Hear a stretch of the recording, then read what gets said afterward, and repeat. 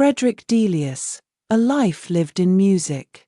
Fredrick Delius, born in Bradford, England in 1862, was a composer whose life and music were as unique and idiosyncratic as the man himself.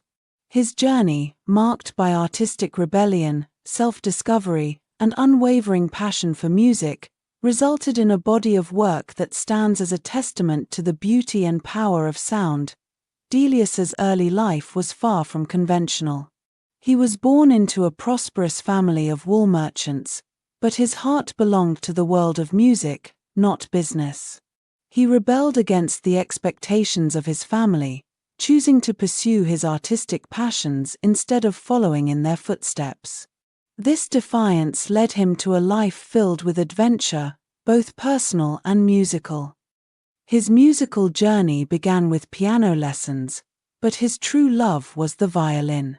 He spent his early years soaking in the musical influences of his surroundings, the vibrant folk music of Yorkshire, the operatic performances in Bradford, and the classical repertoire he encountered through his studies.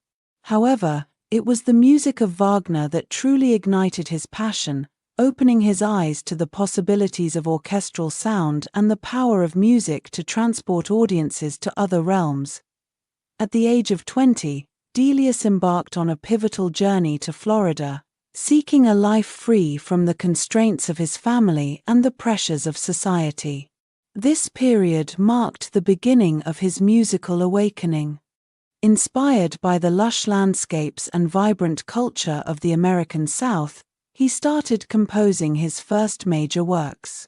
The influence of the region is evident in his early compositions, like Florida and Seadrift, which capture the spirit of the American South with their evocative melodies and orchestral textures.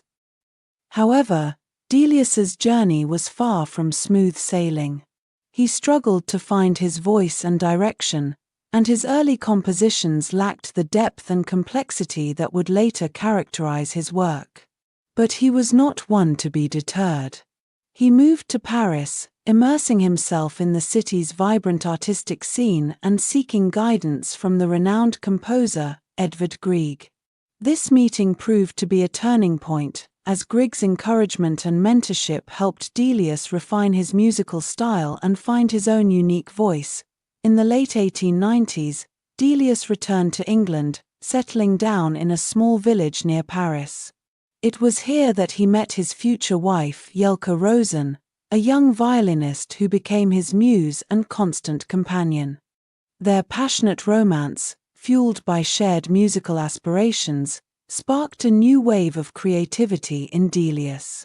He began composing with renewed vigor, drawing inspiration from Jelka's love and the beauty of the surrounding countryside. This period witnessed the emergence of Delius's mature style. He developed a distinctive and highly personal musical language, characterized by rich harmonies, flowing melodies, and a remarkable ability to evoke specific moods and emotions. His works, such as Brig Fair, On Hearing the First Cuckoo in Spring, and A Village Romeo and Juliet, painted vivid portraits of life, love, and nature, capturing the essence of the human experience through the power of music. Delius's orchestral and chamber works differed from other traditional forms of music. He experimented with different genres, including operas, choral pieces, and even film scores. He embraced the power of music to tell stories, evoke emotions, and transport listeners to other worlds. His opera, A Village Romeo and Juliet, stands as a testament to his ability to weave a captivating narrative through music, while his orchestral works, like Appalachia and Paris, showcased his mastery of sound and his ability to paint sonic landscapes that transported listeners to distant lands. However, Delius's life was not without its challenges. His later years were marred by illness, as he suffered from syphilis, which gradually took its toll on his physical and mental health. Despite his deteriorating condition, Delius continued to compose, driven by an unwavering passion for music. He worked tirelessly with his loyal friend, Eric Fenby, who transcribed his musical ideas into scores. This collaboration allowed Delius to continue composing even as his physical abilities diminished, ensuring that his musical legacy would live on. Delius's music, despite its initial lack of recognition, eventually found its place in the world of classical music. His works, once considered unconventional and even controversial, are now celebrated for their beauty, originality, and emotional depth. He is recognized as one of the most important English composers of the 20th century. His influence felt in the works of later composers such as Benjamin Britten and Ralph Vaughan Williams. Delius's legacy extends beyond his compositions. His life history is an inspiration to aspiring artists, showcasing the power of passion, perseverance, and the pursuit of artistic dreams.